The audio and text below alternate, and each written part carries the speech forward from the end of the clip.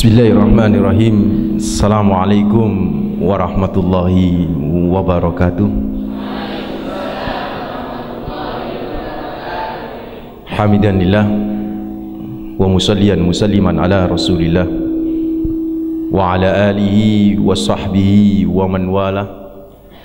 Amma ba'd, fa inna asdaqal hadis kitabullah wa khairul hadi hadi Muhammadin sallallahu alaihi wasallam. Wa syarrul umuri muhdatsatuha wa kullu bid'atin dhalalah wa kullu dhalalatin finnar. Allahumma inni a'udzu bika an adhilla aw udhalla aw azilla aw uzalla aw adlima aw udlama aw ajhala yujhala alayya. Wa sallallahu ala nabi Muhammad walhamdulillahi rabbil alamin. Ikhwatad din hafizakumullah. Saudaraku, bapak-bapak, ibu-ibu, mas-mas, mbak-mbak yang dirahmati oleh Allah, alhamdulillah, pertama kita panjatkan rasa syukur yang mendalam, terus menerus kita haturkan hanya kepada Allah Rabbul Alamin, Tuhan semesta alam ini yang telah begitu banyak memberikan kenikmatannya kepada kita, yang telah begitu besar menurunkan karunia-Nya, yang kita tidak sanggup berhitung, dengan nikmat Allah yang luar biasa yang Allah karuniakan kepada kita. Yang bisa kita lakukan terhadap nikmat Allah adalah bersyukur, berterima kasih.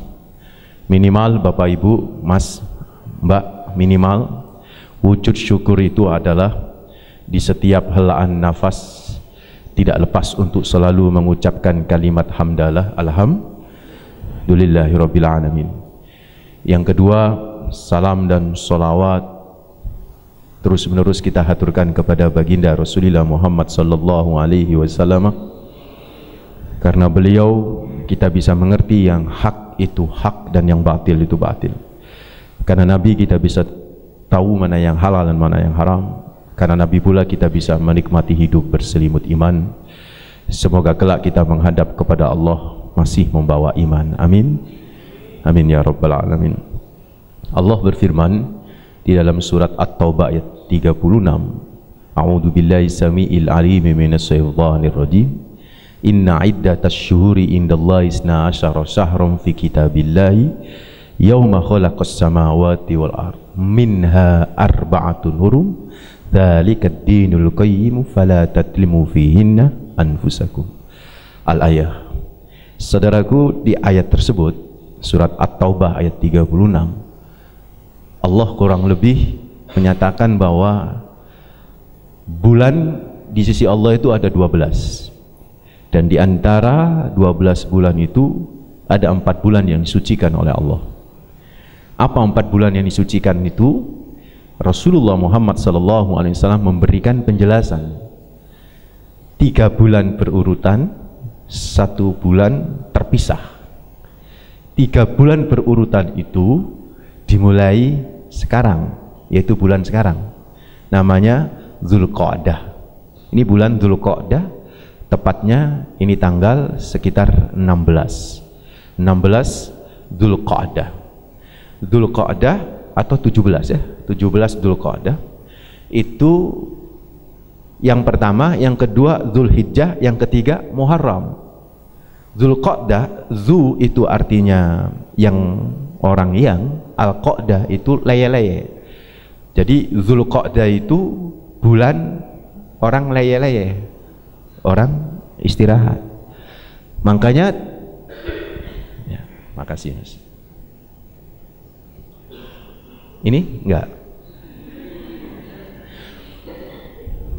Makanya Bapak Ibu yang dirahmati oleh Allah, kenapa orang Jawa beranggapan bulan Dzulqa'dah gak boleh melakukan acara, sampai bilang gak boleh melakukan acara itu ada benernya. Karena Dzulqa'dah itu tadi bulan leye-leye. Kenapa leye-leye? Ya karena ada 1 bulan berikutnya, yang di bulan berikutnya itu ada acara besar, yaitu haji gitu kan ya. Ada acara haji dan juga acara yang lain, yaitu adalah Idul Kurban. Jadi sampai di situ mungkin bisa diterima. Yang nggak bisa diterima itu kalau kemudian dibuatlah alasan-alasan teologis. Karena kalau ngadakan acara di bulan ini nanti Allah itu elek, nanti madorot, nanti kemudian balak akan berdatangan bertubi-tubi, nggak perlu ngadakan. Itu yang tidak dibenarkan. Makanya kemudian orang Jawa lebih senang menggunakan bahasa Dzulqa'dah itu dengan bulan Selo. Selo itu apa-apa sing diseseli mesti Allah, apa-apa sing kecepit mesti elek, Pak. Karena Dzulqa'dah ini kecepit. Ya, kecepit kan Dzulqa'dah ini. Dzulqa'dah kecepit apa tidak? Kecepit antara apa? Antara dua hari raya. Hari raya Idul Fitri sama hari raya Idul Kurban. Hari raya Idul Adha. Nah, saudaraku ikhwatuddin hafizakumullah, berbicara tentang kurban. Ini karena topik kita adalah kurban. Kurban itu dari kata, itu masdar dari kata qarubah yaqrabu, kurban au kurbanan au kurbah. Jadi yang namanya kurban itu adalah secara bahasa artinya adalah dekat. Artinya adalah dekat. Kurbanan atau kurban itu secara istilah. Jadi kalau secara bahasa artinya apa? Dekat. Kalau secara istilah, secara syar'i, segala sesuatu yang digunakan untuk mendekatkan kepada Allah itu disebut kurban.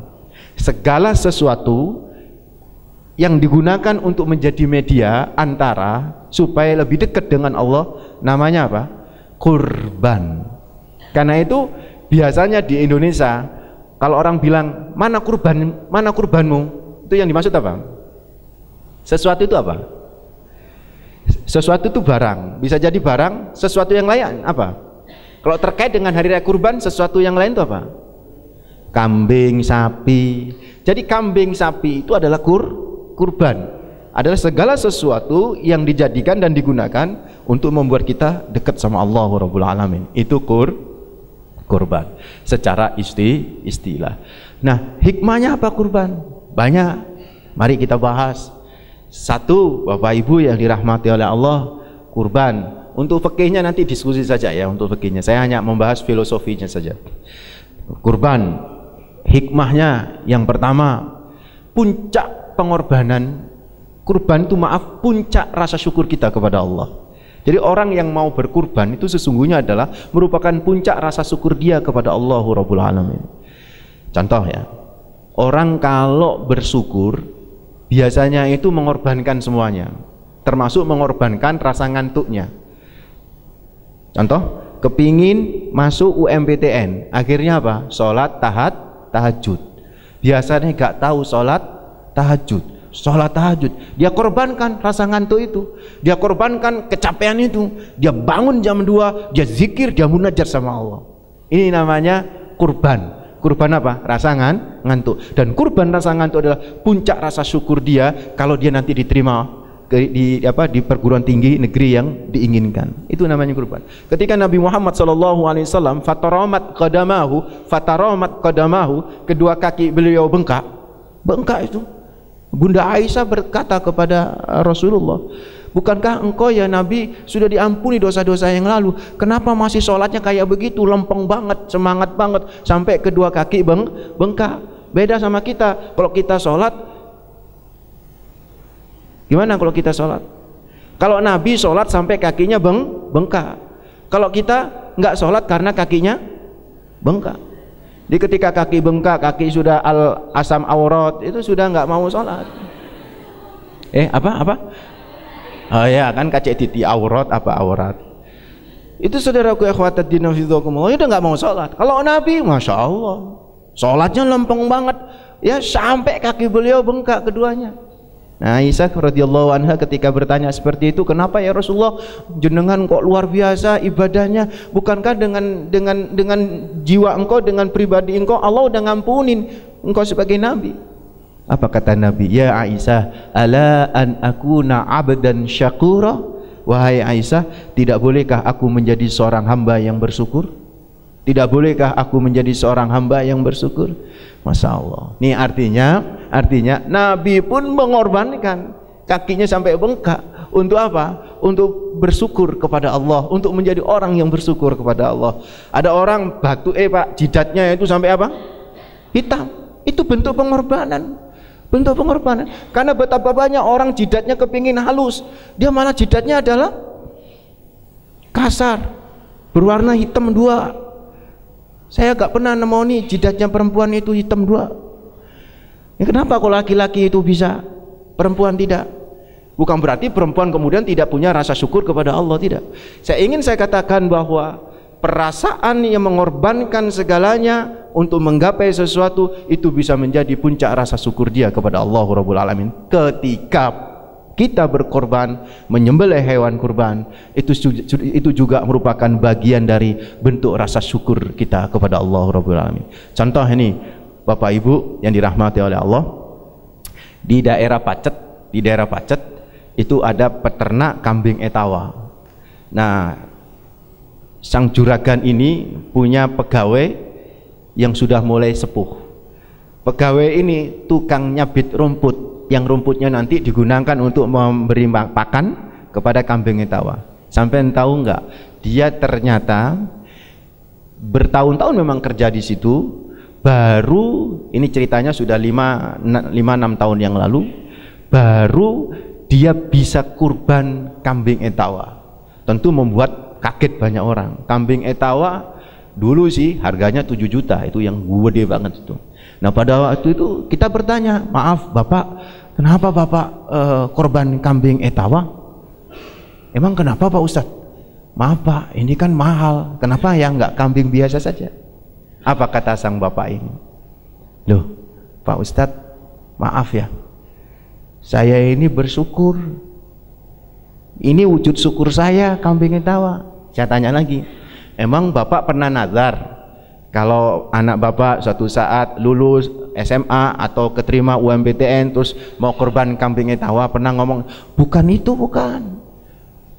Nikmat yang Allah berikan tuh banyak, nggak hanya persoalan itu Pak Ustadz. Nikmat mana yang Bapak yang Allah berikan kepada Bapak sehingga akhirnya Bapak mau berkorban kambing etawa seperti itu? Apa kata sang Bapak tua yang yang tukang nyabit rumput ini? Nikmat anak saya nggak dijadikan korban oleh Allah, itu nikmat terbesar. Nikmat anak saya nggak disembelih sama Allah. Coba kalau Allah minta anak saya, Pak Ustadz, saya nggak sanggup. Siapa orang tua yang sanggup kecuali Nabiullah Ibrahim alaihissalam, anaknya diminta oleh Allah untuk menyembelih, beliau untuk menyembelih putranya bernama Ismail alaihissalam. Beliau sanggup, kami nggak sanggup seperti Nabi Ibrahim. Dan itu kami bersyukur dengan syariatnya Nabi Muhammad, yang disembelih bukan anak saya. Coba kalau yang disembelih anak saya, nggak kuat saya Pak Ustadz. Karena itu saya memberikan yang terbaik sebagai ganti anak saya, sebagaimana Allah memberikan yang terbaik sebagai ganti Nabi Ismail alaihissalam. Wih, saya pikir wah hebat nih, kayak Ustadz juga ini. Ustadznya kalah ini, saya bilang luar biasa. Saya mikir itu betul luar biasa. Ini pengorbanan banget. Siapa yang kepingin anaknya itu sakit? Gak ada. Siapa yang kepingin anaknya itu masuk penjara? Gak ada. Demi anak nih Bapak Ibu adik-adik, demi anak nih kadang-kadang apapun dikeluarin. Pernah suatu saat saya khutbah nikah di sebuah gedung. Kebetulan saya nggak pakai jas, yang namanya gedungnya itu dinginnya luar biasa.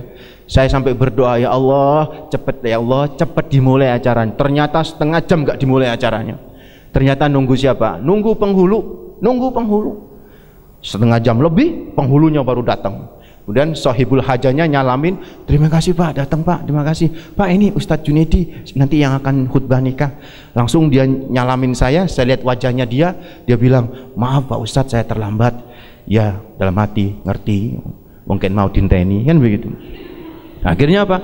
Dia duduk di samping saya langsung bilang begini, Pak Ustadz lagi punya masalah. Saya bilang gitu. Loh Pak Ustadz kok tahu? Ya tahu aja Pak, satu Bapak terlambat, itu masalahnya Bapak, saya bilang gitu. Yang kedua, wajah Bapak kusut. Iya Pak Ustadz kok ngerti dari wajah kusut saya punya masalah? Nggak perlu punya ilmu kanuragan yang tinggi untuk melihat seseorang itu punya masalah dari wajahnya yang kusut. Nek wajahnya kusut mesti ono masalah. Minimal masalah kendaraan karena dia nggak bawa penutup wajah. Itu minimal tuh, mesti dia punya masalah. Akhirnya dia cerita dia, saudaraku, Bapak Ibu yang dirahmati Allah, cerita, iya Pak Ustadz, saya tadi sebenarnya mau berangkat Pak Ustadz. Terus saya sudah mau keluar, tiba-tiba handphone di kantong baju ini berdering. Saya angkat, Di seberang telepon ada suara yang begitu berat dan berkata, "Bapak, ini ayah dari si Fulan, Ananda, yang sekolah di SMP sekian." "Oh ya Pak, ada apa Pak?" "Saya dari kepolisian sektor sekian, bla bla bla bla bla." Wah, wes ngomong polisi, wes anak, nyebut nama anak, nyebut sekolahnya anak, terus dia ngaku sebagai polisi dari kepolisian ini, dari sektor polsek ini. Waduh, sudah pikirannya udah macam-macam. "Ada apa Pak?" "Anak Bapak tersangkut narkoba. Sekarang ada di kantor saya dan ini harus masuk penjara." Waduh, sudah blank itu, blank. Udah hilang ini pikiran itu. Udah nggak inget dia mau menikahin orang. Udah blank. "Aduh Pak, jangan ditahan." Ya kalau nggak mau ditahan, ini penipuan loh ya, ini penipuan. Kalau nggak mau ditahan, ya harus ada dana damai. "Berapa Pak?" 25. "Aduh, saya nggak punya uang segitu." "Nah, kamu punyanya berapa?" "Punya 5 Pak." "Ya udah 5 aja." Itu langsung. Langsung dibawa ke ATM, suruh transfer bla bla bla. Setelah transfer 5 ditransfer, ditelepon lagi, nih orangnya gak iso ngangkat.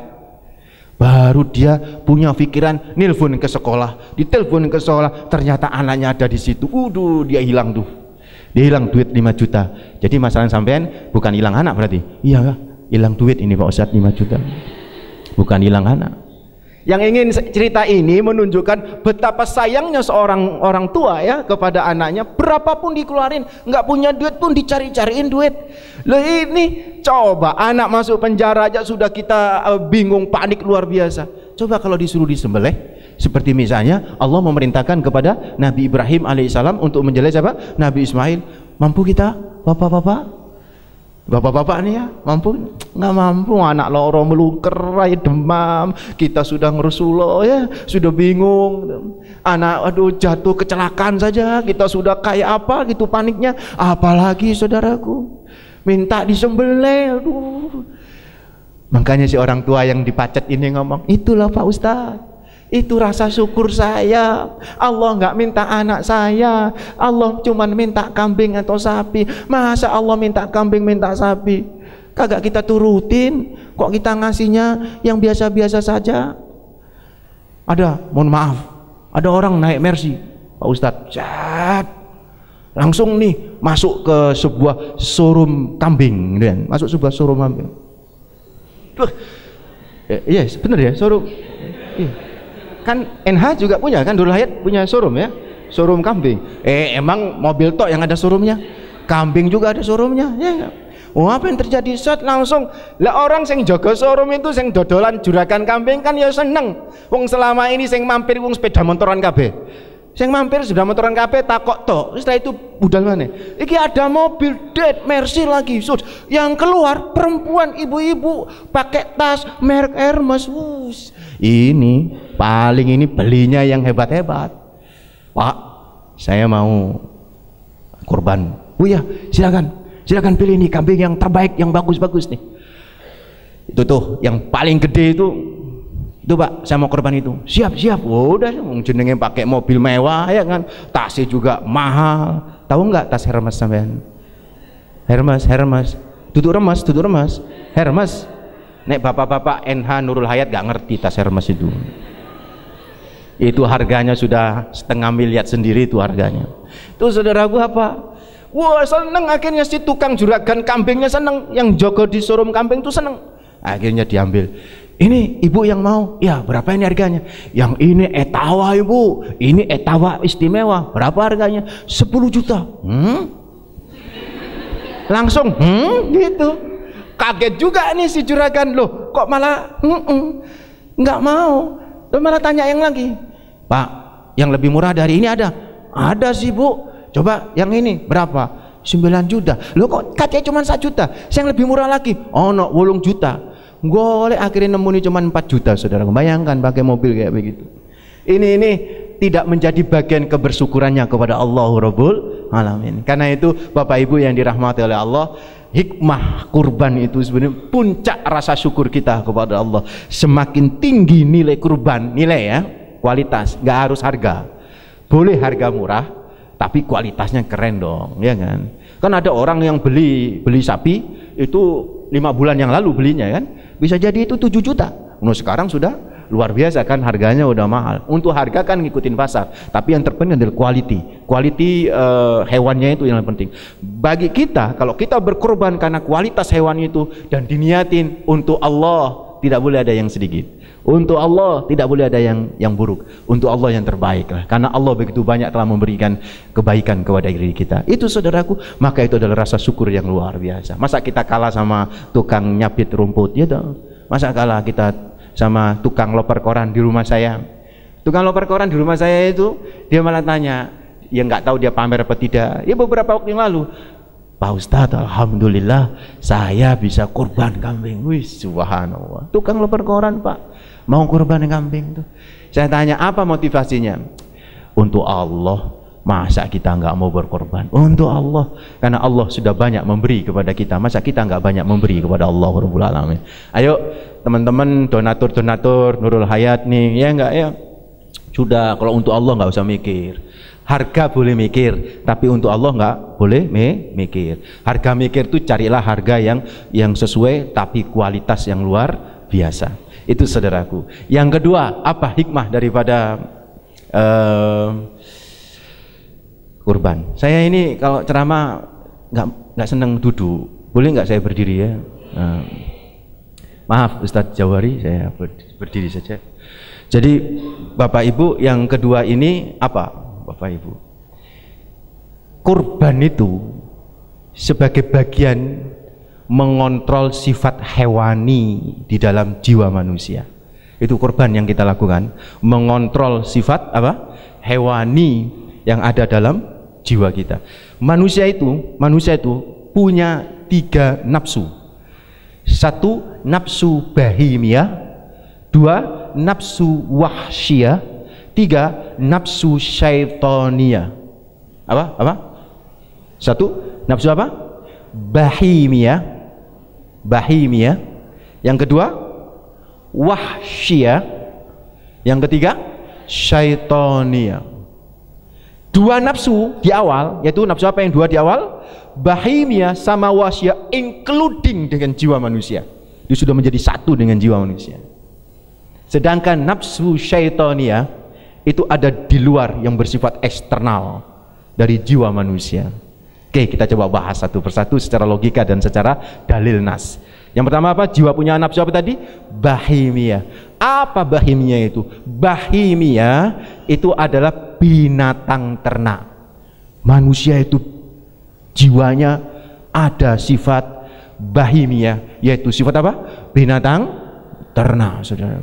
Kok bisa Pak Ustaz? Iya bisa lah. Binatang menyalurkan kebutuhan jasmaninya, makan, minum. Betul tidak? Betul tidak? Manusia juga sama tidak? Sama? Sama. Manusia makan, binatang juga makan. Yang kedua, binatang menyalurkan hasrat seksualnya, manusia juga. Sebentar, saya tanya, binatang punya hasrat seksual? Punya? Mereka menyalurkan? Menyalurkan. Manusia punya nggak hasrat seksual? Menyalurkan? Menyalurkan. Sama tidak? Dari aspek itu sama tidak? Sama, saudaraku. Manusia, binatang suka menyalurkan hasrat seksualnya. Makanya kalau kita punya kucing, kucing itu ada masa-masa kawin. Itu kan? Kalau ada ayam, ayam juga ada masa-masa kawin. Kambing ada masa-masa kawin. Manusia, semua masa menjadi masa kawin manusia itu. Semua masa menjadi masa kawin. Itu hebatnya manusia, Pak. Loh, kucing ke lo umur-umur tertentu baru dia punya masa kawin, dia kepingin kawin.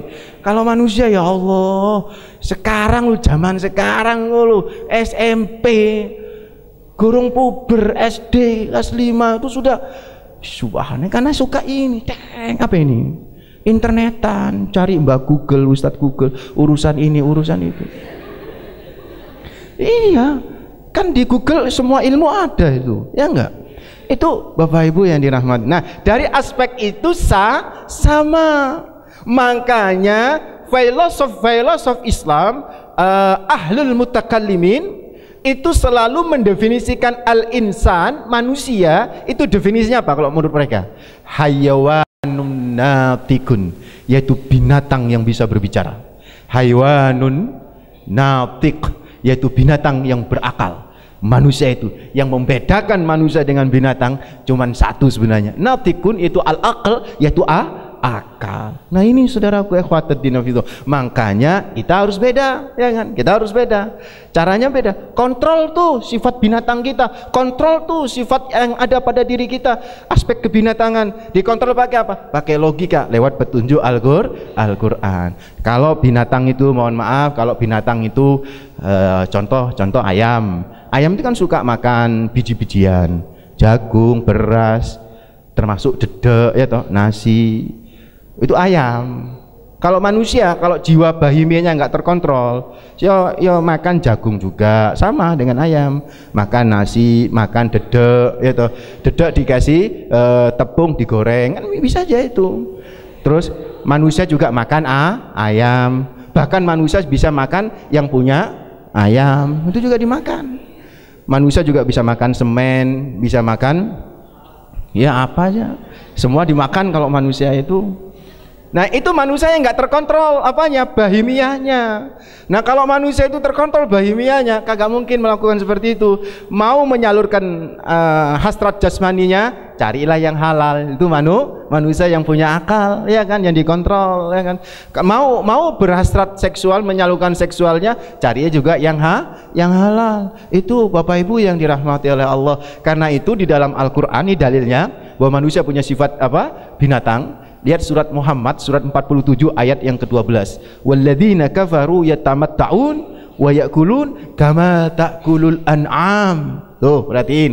Surat berapa tadi? Surat berapa? Muhammad ayat berapa?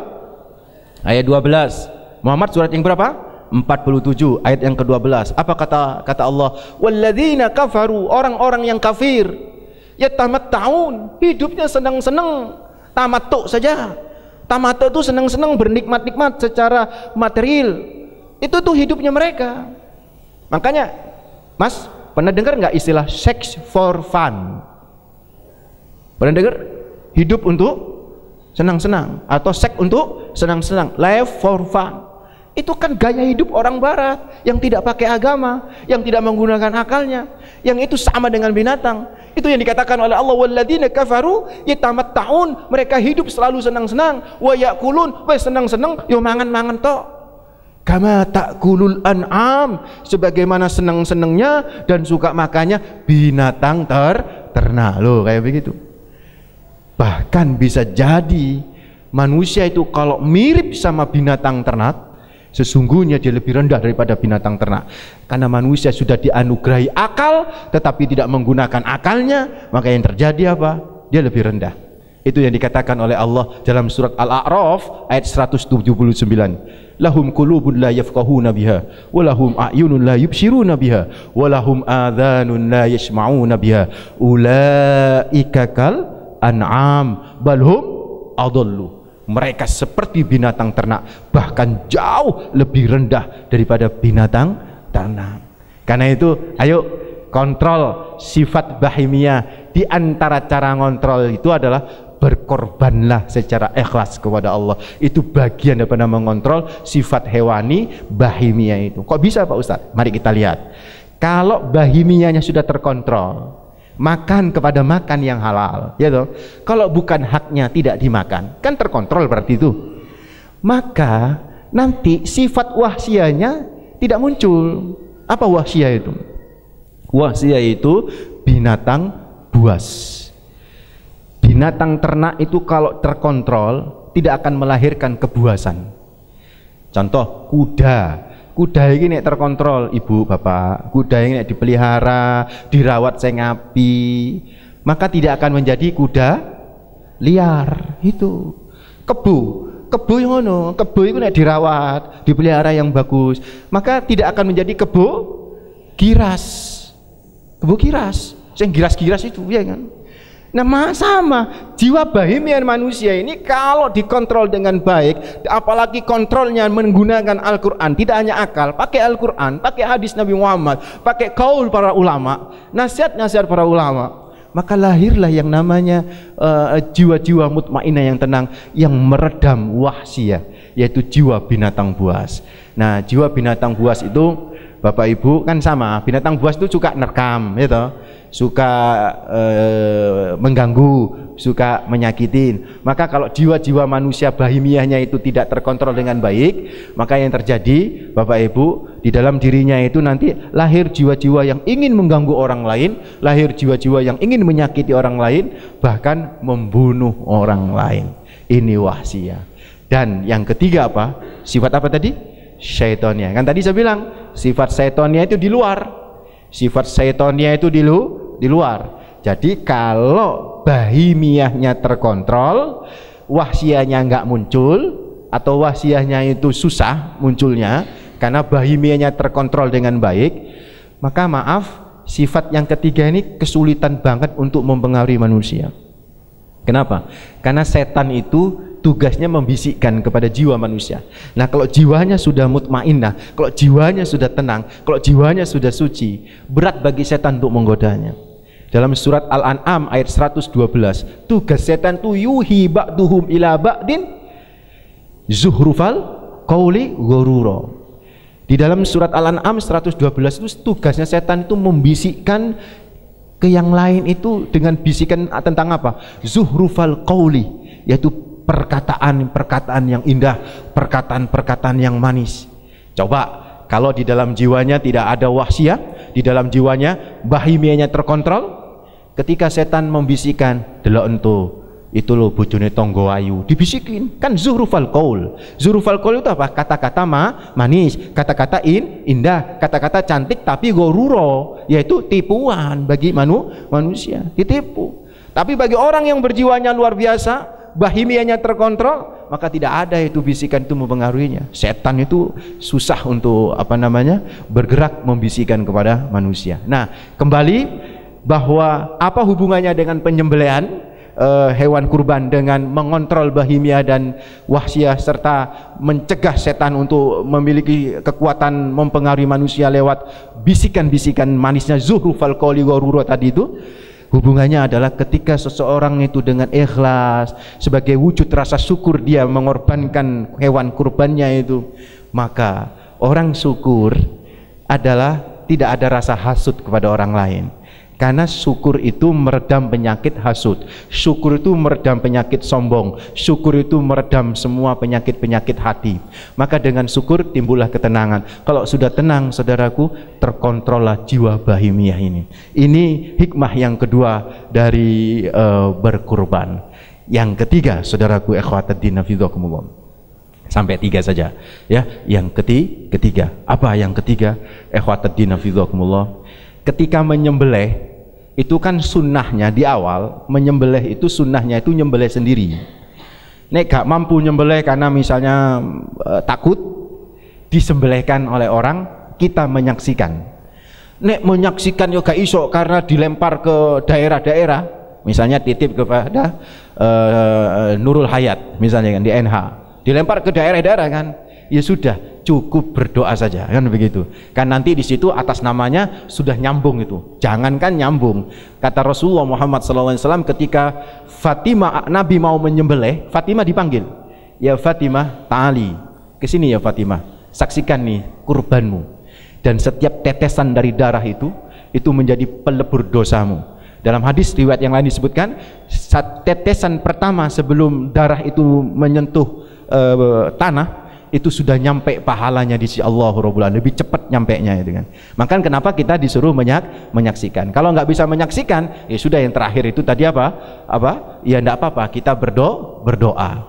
Semoga itu kurban diterima. Dan biasanya nanti yang diamanatin misalnya NH juga berdoa kan untuk orang-orang yang telah berkurban lewat lembaga ini. Nah, di situ saudaraku saya ingin tanya, ketika kita menyembelih, doanya gimana? Bismillahi Allahu Akbar.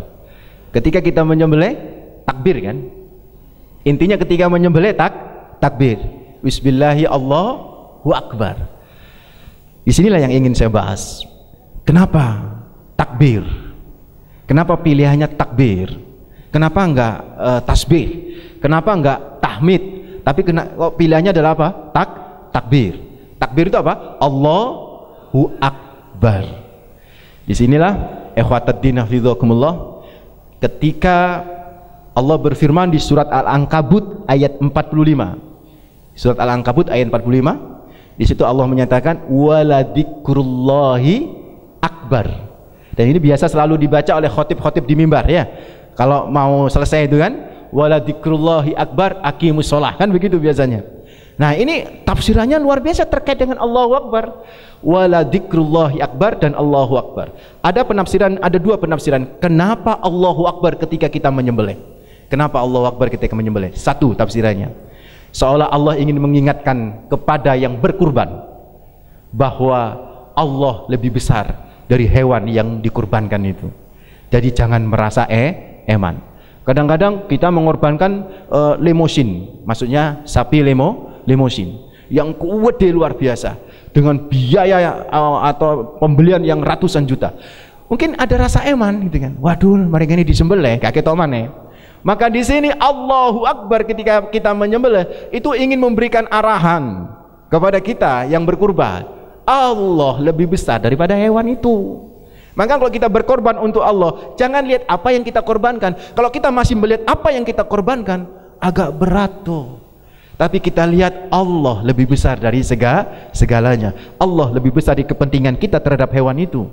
Allah lebih besar dari hewan itu sendiri. Bahkan Allah lebih besar dari yang berkorban itu sendiri, saudaraku. Kalau kita lebih berpikir seperti itu, maka apapun untuk Allah kita ikhlaskan. Ini tafsiran pertama. Dan tafsiran pertama ini umum. Tafsiran pertama itu umum. Ada tafsiran yang kedua ini. Saya dapat tafsiran yang kedua ini ketika saya umroh tahun 2012. Pas waktu tidak ada acara, saya nonton TV. Saya ambil channel ceramah-ceramah yang ada di Mekah. Tiba-tiba ada seorang dokter memberikan ulasan tentang konsep Allahu Akbar. Ini brilian menurut saya. Beliau menukil tadi surat apa tadi? Al-Ankabut ayat 45. Waladikrullahi akbar. Beliau menyatakan begini, terhadap tafsir ini ada dua, seperti yang saya katakan tadi ada dua. Yang pertama, untuk Allah lebih besar dari segalanya, kan begitu kan? Untuk kepentingan Allah harus lebih kita kedepankan daripada kepentingan apapun. Itu makna waladikrullahi akbar. Sungguh ingat kepada Allah lebih besar dari ingat kepada siapapun. Ingat untuk kepentingan Allah lebih besar daripada ingat kepada kepentingan diri kita terhadap hewan itu. Harus seperti itu. Itu penafsiran umum. Nah, beliau sang guru dari Mekah ini, saya lupa namanya, menyatakan ada penafsiran yang luar biasa. Apa penafsiran yang luar biasa? Yaitu justru yang ditafsirkan oleh Nabi sendiri dalam riwayat Ibnu Abbas, di mana Rasulullah ketika menafsirkan tentang waladikrullahi akbar, sungguh mengingat Allah lebih besar. Kan begitu tafsirannya itu kan. Sungguh, terjemahannya kan, sungguh mengingat Allah, eling kepada Allah lebih besar daripada eling kepada siapapun. Kan begitu terjemahannya. Ternyata ada tafsiran yang lain, Mbak, Mas, Ibu, Bapak. Ada tafsiran yang lain. Dalam riwayat Ibnu Abbas disebutin, Rasulullah pernah bersabda begitu mengomentari surat Al-Ankabut ayat 45 itu. Wala dikrullahu iyyakum. Dikrullahi iyyakum. Itu terjemahannya apa? Tafsirannya dikrullahi iyyakum akbaru min dikrikum iyyahu. Dikrullahi iyyakum akbaru min dikrikum iyyahu. Yang kurang lebih terjemahnya begini, ingatnya Allah kepada kalian lebih besar daripada ingatnya kalian kepada Allah. Ini tafsiran yang luar biasa menurut saya. Saya ulang sekali lagi, ingatnya Allah. Jadi kata-kata waladikrullahi akbar itu terjemahannya bukan ingat kepada Allah harus lebih besar daripada ingat kepada selain Allah. Itu sudah biasa, ya kan? Dan itu mesti harus begitu. Tapi ada yang lebih hebat dari itu tafsirannya. Dan ini yang nafsirin Nabi sendiri yang nafsirkan. Apa kata Nabi? Apa kata Nabi lewat Ibnu Abbas? Ingatnya Allah kepada kalian, elinge Gusti Allah kepada kalian, akbaru itu lebih besar daripada dikrikum iyahu, ingatnya kalian kepada Dia Allah Rabbul Alamin. So, saya ingin tanya, kira-kira betul tidak? Kalau kita derivat, cintanya Allah kepada kita lebih besar daripada cintanya kita kepada Allah. Betul? Sayangnya Allah kepada kita lebih besar daripada sayangnya kita kepada Allah. Cinta Allah unlimited kepada kita, tapi cinta kita kepada Allah limited edition. Sudah limited edition lagi itu kan ya. Ya, limited edition kepada Allah. Betul tidak? Cinta Allah kepada kita tidak terbatas ruang dan waktu, betul? Tapi cinta kita kepada Allah terbatas ruang dan waktu. Cinta kita kepada Allah dibatasin oleh apa namanya ini? Tempat ini apa namanya? Aula. Aula apa ini? An-Nur. Aula An-Nur. Cinta kita kepada Allah terbatasi ruang aula An-Nur. Betul tidak? Keluar dari ruang aula An-Nur, al-ilangu wal enteu cintanya kepada Allah. Betul? Cinta kita hanya terbatas waktu Ramadan. Waktu Ramadan, Masya Allah, tiada hari Qiyamul Lail. Waktu Ramadan tiada hari tilawah. Waktu Ramadan tiada hari kita sedekah. Tapi di luar Ramadan sedekah wis gak ono maneh. Di luar Ramadan bablas terus subuhe. Di luar Ramadan tilawah al-malesu. Itu yang terjadi. Itu cinta.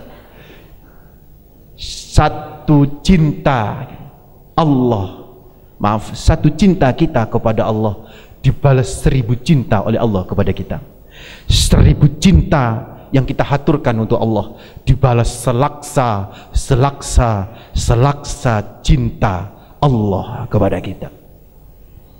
So, apa yang harus kita lakukan, saudaraku? Begitu hebat dan sayangnya Allah, sampai-sampai dalam hadits qudsi, kalau hambaku mendekat padaku 1 jengkal, aku mendekat kepadanya 1 hasta. Kalau hambaku mendekat kepadaku 1 hasta, maka aku akan mendekat kepadanya 1 depak, lebih jauh. Kalau hambaku berjalan untuk memeluk diriku, maka aku akan berlari menjemputnya. Itu cintanya Allah. Karena itu maksudnya apa? Terkait dengan kurban itu maksudnya apa? Berapa yang kita berikan kepada Allah dan berapa yang Allah berikan kepada kita. Apapun yang kita berikan kepada Allah, tidak ada seujung jarum yang apabila dicelupkan di lautan samudra itu dan diangkat lagi jarum itu tidak ada segitunya apa yang kita berikan kepada Allah dibanding dengan apa yang Allah berikan kepada kita. So, nggak boleh eman ketika kita berkurban. Carilah yang terbaik, saudaraku. Carilah yang berkualitas, karena untuk Allah tidak boleh ada sesuatu kekurangan apapun, karena Allah telah banyak memberikan nikmat kepada kita. Mudah-mudahan bermanfaat. Ada pertanyaan? Wah, alhamdulillah nggak ada pertanyaan. Cukup? Mudah-mudahan bermanfaat, saudaraku. Silakan bagi ikhwan ataupun akhwat yang ingin menyampaikan pertanyaan, kami persilahkan. Ya, masnya. Kemudian akhwat 1 mungkin. Baik, menyusul ya. Silakan. Terima kasih. Assalamualaikum warahmatullahi wabarakatuh. Waalaikumsalam warahmatullahi wabarakatuh. Nah, Ustadz, ada yang mau saya tanyakan. Ketika seorang hendak berkorban, itu ada sunnahnya atau enggak? Tidak boleh mencukur rambut, menggunting kuku. Kalau ada, memang ada. Sejak kapan tidak boleh dan sampai kapan? Iya. Terima kasih, Ustadz. Ini ada pertanyaan, orang yang berkurban tidak bolehkah mencukur rambut kukunya? Ya, jadi kalau memang jumhur, saya itu ditanya ini tahun 2011 ketika posisi saya berada di Mekah. Ada seorang ibu-ibu jamaah saya tiba-tiba SMS kepada saya mencukur. Akhirnya membuat saya mencari di beberapa kitab. Itu memang ada riwayat-riwayat hadis itu kan ya. Di Muslim juga ada, Sahih Muslim juga ada. Nah, cuman interpretasi terhadap hadis itu yang kemudian para ulama berbeda pendapat. Tapi yang jelas memang jumhur ulama memberikan sebuah interpretasi pemahaman bahwa memang bagi orang yang berkurban tidak boleh untuk mencukur rambutnya ya, dan termasuk kuku sebagai tafaulan. Tafaulan itu ya yang ngalap berkah, mungkin juga nanti habis ini memotong. Mulai kapan ketika orang itu tidak boleh mencukur kuku atau rambutnya? Ini pendapat pertama, mulai ketika dia sudah membeli hewan kurban itu. Nek sik gurung yo. Ini saiki mohon maaf ya, sekarang nggak boleh potong rambut semua. Kalau cuma rambut kepala sih no problem bagi ibu-ibu. Ini rambut ketek kan nggak susah. Ini kalau kemudian dari mulai tanggal 1 ya, maaf ini ilmu. Tanggal 1 Zulhijjah ya kan. Dia udah beli nih, udah disalurkan ke NH misalnya. Masa 10 hari itu kan ya. Ini kan jadi masalah itu kan. Kuku, ibu-ibu kan juga ribet nih kuku ya kan. Ini gimana ini? Nah, makanya ada ulama yang mengambil jalan tengah. Kalau toh hadis itu dipahamin yang dimaksud tidak boleh memotong rambut dan kuku yang berkurban, maka ketika dia mau menyerahkan, atau ketika pada proses mau penyembelihan, yaitu sekitar tanggal 10. Jadi nek mari disembelih boleh. Itu ada ulama yang menyatakan begitu. Tapi ada ulama yang bilang begini, dan memang awalnya ketika saya baca hadisnya, Mas, saya agak lupa hadisnya. Saya baca hadisnya wa dufrihi, kata-kata dufrihi wa sya'rihi, hinya itu kembali ke hewan kurban, bukan kembali kepada orang yang berkurban. Itulah yang kemudian jadi dilematis dan interpretatif banget. Jadi yang nggak boleh dipotong kukunya itu kukunya hewannya, yang nggak boleh dipotong itu bulunya hewannya. Wong mau disembelih kok dipotong-potong gitu kan? Itu bagian daripada menyakitin dan tidak melalui proses penyembelihan yang syar'i. Itu ada yang berpendapat seperti itu. Nah, terus bagaimana sikapnya Pak Ustadz? Ya itu kan sekedar anjuran, dan kata-kata anjuran itu biasanya berdampak sunnah. Jadi kalau umpamanya ternyata ada problem-problem yang kayak begitu, perbedaan pendapat, menurut saya nggak usah diperuncing persoalan itu. Udah, kalau memang ngikut yang berpendapat yang dipotong kukunya itu kuku hewannya, ya sudah, ikut aja itu. Kalau yang dimaksud yang dipotong itu kuku orang yang menyembelih, ya sudah ikut saja. Tetapi pada waktu mau menyembelih, mulai proses tidak boleh potong-potong kuku dan potong-potong rambut, supaya tidak memberatkan kita. Karena Islam itu la dharara wala dhirar. Islam itu tidak memberatkan, tidak membahayakan, dan tidak membahayakan orang lain. Begitu. Oke, ada lagi pertanyaan? Ya, silakan.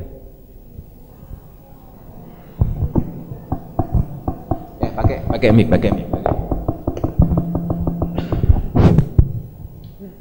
Iya Ustadz, Assalamualaikum warahmatullahi wabarakatuh. Waalaikumsalam warahmatullahi wabarakatuh. Saya mau bertanya, boleh tidak kita itu berkurban tapi mengatasnamakan orang yang sudah meninggal? Tolong berikan penjelasannya Ustadz, terima kasih. Ya, sudah dengar kan? Jadi nggak perlu diulang, langsung dijawab. Kalau pendapat jumhur boleh, kecuali pendapat Albani itu tidak menyatakan boleh. Sholeh Utsaimin juga tidak menyatakan tidak boleh. Albani tidak menyatakan tidak boleh, menyatakan tidak boleh. Tetapi sebagian besar ulama menyatakan boleh. Di antara dasarnya itu adalah Rasulullah sendiri ketika menyembelih itu pernah berkata, ini adalah li wali ummati lam yudahu. Itu adalah untukku dan untuk umatku yang belum berkurban. Loh, berarti Nabi berkurban untuk umat beliau yang belum berkurban. Umat beliau yang berkurban yang akan datang, yang masih hidup, bahkan yang sudah meninggal dunia. Maka dari hadis ini sahih, dipakai juga oleh orang yang menyatakan bahwa itu tidak boleh. Hadis sahih, cuma beda interpretasi. Ya gitu tuh loh. Makanya gak usah kaku-kakuan gitu.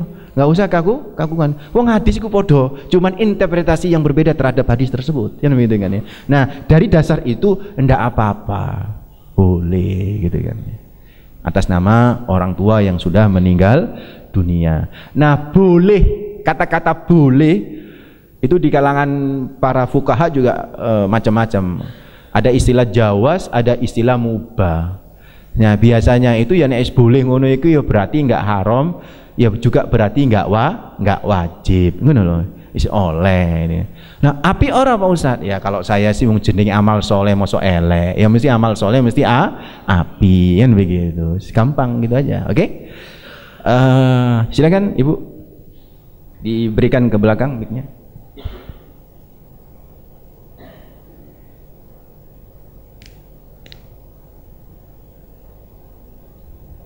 Assalamualaikum. Kami mau menanyakan bagaimana hukumnya jika ada orang non-muslim yang dia berkurban, terus bagaimana hukumnya jika yang muslim menerima kurbannya dia. Itu pertanyaan pertama. Terus kemudian yang kedua,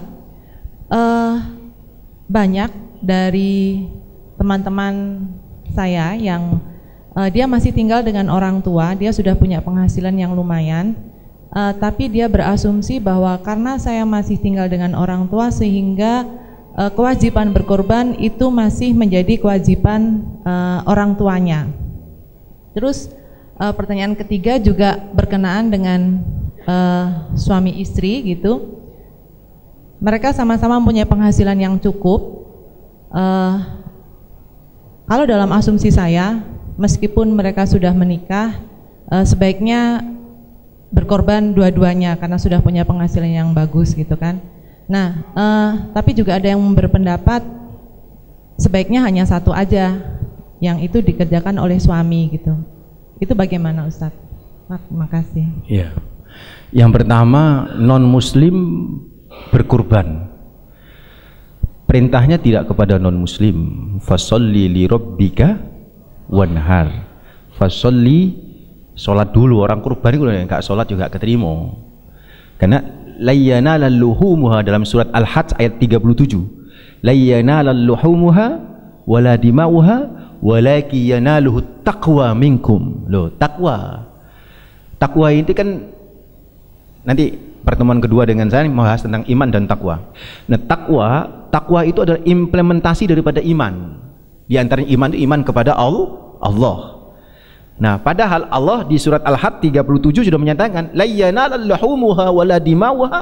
Allah tidak akan pernah menerima daging-daging hewan itu, tidak menerima darah-darahnya. Walaki yanaluhu taqwa minkum, yang diterima takwa. Takwa itu keimanan. Artinya kalau begitu dari ayat ini jelas kalau ada non-muslim berkurban maka ya tidak diterima sama Allah. Terus daging kurban diterima.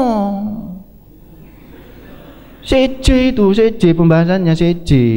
Nek urusan amalnya dia kagak keterima. Lah kurbannya halal itu nggak ada masalah. Ya, itu dianggap sebagai hadiah biasa yang secara pahala tidak ada efek bagi siapa? Bagi yang melakukan yang berkorban, tetapi itunya ada efek gitu loh. Sama dengan orang sedekah. Orang sedekah nggak ikhlas, ngamuk-ngamuk. Wis iki bolak-balik wis iki. Mane-mane Nurul Hayat, mane misalnya gitu kan. Terimohon sama Nurul Hayat, terima. Soal urusan nggak ikhlas tidak, itu urusan dia sama Tuhan. Tapi urusan diterima tidaknya, urusan kita sama Nurul Hayat itu diterima itu. Yuk terima, ada masalah karena bisa manfaat untuk yang lain. Terima Ibu, tidak apa-apa. Jadi sekarang ini kan sudah jadi semacam perilaku ya di perusahaan-perusahaan yang itu ownernya bukan orang Islam, itu juga ikut serta. Itu gak apa-apa. Sapi itu seneng orang, banyak orang seneng sapi. Udah korban terus dibagi. Cuman tidak dianggap sebagai nilai kurban. Oke. Yang kedua tadi pertanyaannya apa ya? Untuk anak yang sudah bekerja tapi masih ikut orang tua. Nabi Muhammad itu ketika berkurban itu yang berkurban itu adalah Nabi, bukan Fatimah Az-Zahra. Jadi boleh ayahnya, boleh orang tuanya berkurban, dan juga boleh siapapun yang kepingin sampai belum kurban tahun ini. Oh belum, nah saya ini kelebihan dana nih, udah nih saya kasihkan untuk kamu beli kambing kurban atas nama kamu. Wih keren itu, tidak masalah itu. Lebih baik begitu ya, lebih baik begitu. Jadi ibu-ibu, bapak-bapak yang kelebihan uang banyak, mungkin kalau kurban ya kakean ya, mosok kapik kurban sapi pitu sak oma kan ya dibagi-bagi lah, dibagi-bagi. Siapa ustadz-ustadz yang ustadz-ustadz dai-dai yang belum kurban, ya kamu belum kurban, belum, kirimlah ke sana gitu atas nama dia. Keren.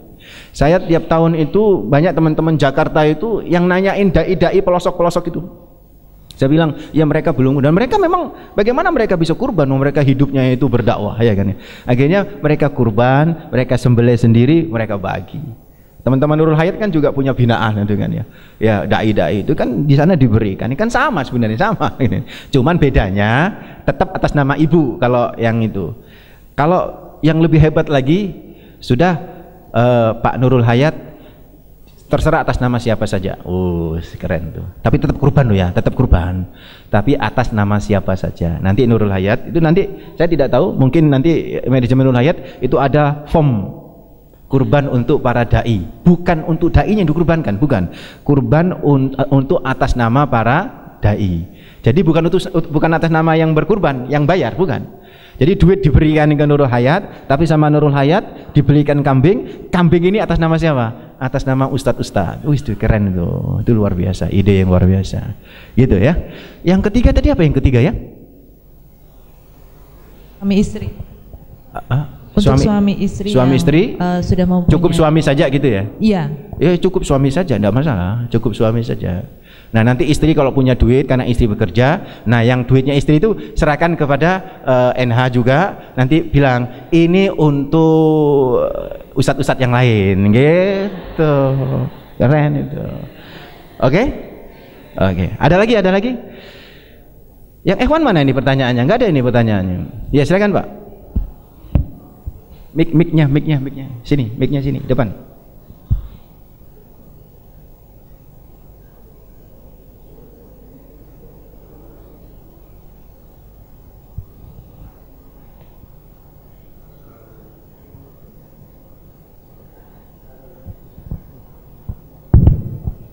Assalamualaikum warahmatullahi wabarakatuh.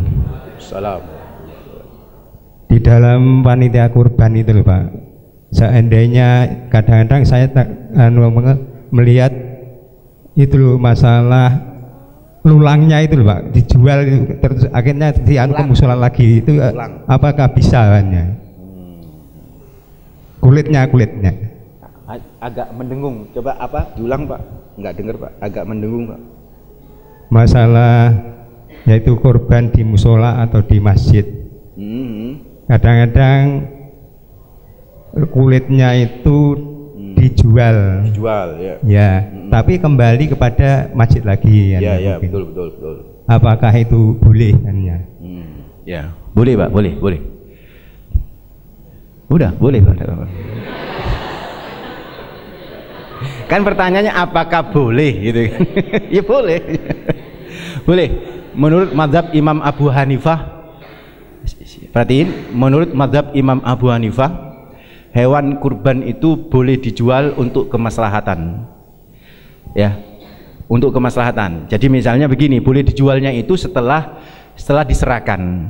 Setelah diserahkan, misalnya disedekahkan kepada masjid misalnya. Sekarang kulit itu Pak ya, itu kan mudharat, dipangan ya susah, harus ngolah lagi jadi rambak, dan jarang-jarang orang yang suka rambak kulit kambing, itu berat untuk ngolah.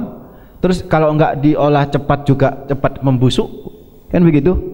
Nah iya nek cuman nyembelih 1 ekor 2 ekor, lah kalau nyembelihnya sampai 100 ekor 200 ekor, itu semua kulit kemana? Nah biasanya ada tengkulak itu, tidak apa-apa. Dalam pendapat Imam Abu Hanifah itu boleh lil maslahatil ummah.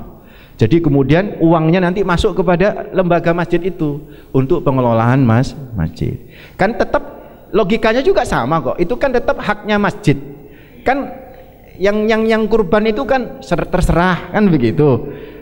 Mau diserahkan siapa itu ya udah dijual saja kan, berarti diserahkan ke masjid, berarti masjid juga buat apa mau buat beduk kabeh dibuatin beduk ya kaken. Ya lebih baik akhirnya dijual, saudara. Nanti lil maslahatil ummah itu boleh. Ya.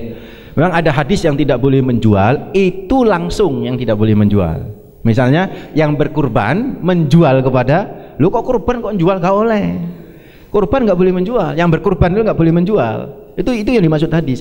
Tapi kalau kemudian setelah yang kurban itu ngasihkan kepada masjid, terus kan yang kurban kan punya bagian, kan masjid termasuk Nurul Hayat itu nawarin bagiannya gimana, ibu bapak, terserah Nurul Hayat bagiannya. Loh kalau udah terserah, kemudian Nurul Hayat menyembelih misalnya, menyembelih 1000 ekor, ya, terus kulitnya buat apa itu? Ya kan sudah terserah Nurul Hayat. Ya berarti sama Nurul Hayat dijual lagi, no problem itu. Dijual, terus uangnya dananya untuk kemaslahatan umat. Keren tuh Pak, no problem. Ya nggak ada masalah itu. Oke. Mungkin yang kedua. Ada lagi? Ya silakan. Pertanyaan saya, yaitu agak jauh Pak, agak jauh mic-nya agak jauh biar menurut pengetahuan saya, yaitu kalau belum akikoh itu tidak boleh berkorban, apa betulannya? Belum akikoh tidak boleh berkorban. Satu, tidak ada hadis yang menyatakan kalau belum akikoh tidak boleh kurban. Sekarang yang belum akikoh itu umurnya berapa Pak? Kalau umurnya seperti Bapak, karena belum akikoh, karena sudah sepuh misalnya, maka kurban sudah cukup mewakili, karena sama-sama sunnah. Itu sebagian pendapat ulama. Tapi kalau bayi, ya lebih baik diakikoi, gitu loh.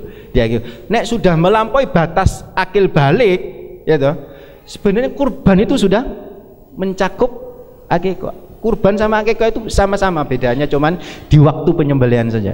Sama-sama, pembagiannya sama, syarat-syaratnya sama, cuman bedanya adalah di waktu pembagian saja. Cuman ada ulama yang mengabungkan, ya sudah, memang betul dahulukan akikah di waktu berkurban. Jadi niat untuk akikah untuk si fulan, nanti juga dapat pahala kurban karena nyembelihnya di waktu hari-hari nahar, yaitu hari tasyrik, yang di situ memang diharuskan kita menyembelih hewan kurban. Itu pendapat yang kedua. Kalau menurut saya pendapat yang pertama tadi, saya pilih yang pendapat yang pertama, bahwa ya kalau sudah sepuh ya cukup kurban itu sudah mewakili, gitu kan. Kurban itu sudah mewakili. Jadi begitu Pak. Ada lagi Pak? Masih ragu kayaknya Pak? Masih ragu? Loh, enggak apa-apa kalau ragu, enggak apa-apa. Yang mana yang ragu? Enggak, maksud saya itu umpamanya ada mempunyai orang tua yang sudah meninggal. Ya. Ya, terus kan enggak tahu apa dulu itu sudah akikah apa belum. Sekarang anaknya mamanya mau korban nih, atas nama orang yang meninggal, ayahnya itu. Maksud saya itu gitu kan. Iya, sudah boleh. Kan tadi sudah, enggak ada masalah. Itu nanti sudah mencakup yang akikah tadi itu. Insyaallah. Al-amal manutun bil qabul. Amal itu pahala diterima atau tidak itu tergantung Allah. Yang penting niat kita. Itu untuk orang tua begitu kan. Entah itu untuk akikah, entah itu kurban. Monggo, lebih baik kurban saja. Kita husnudon sudah diakikah, maka dengan kurban nanti tercover itu Pak. Begitu Bapak. Wallahu a'lam. Terima kasih Pak. Cukup? Mudah-mudahan bermanfaat ya. Kita akhiri istighfar bareng-bareng. Astaghfirullahaladzim, astaghfirullahaladzim, astaghfirullah. Subhanakallahumma bihamdika asyhadu an la ilaha illa anta astaghfiruka wa atubu ilaik. Kita baca al-asr. Bismillahirrahmanirrahim. Wal asri innal insana lafi khusrin illa alladzina amanu wa amilus solihati wa tawassaw bil haqqi wa tawassaw bis sabr. Wa sallallahu ala nabi Muhammad walhamdulillahi rabbil alamin. Assalamualaikum warahmatullahi wabarakatuh.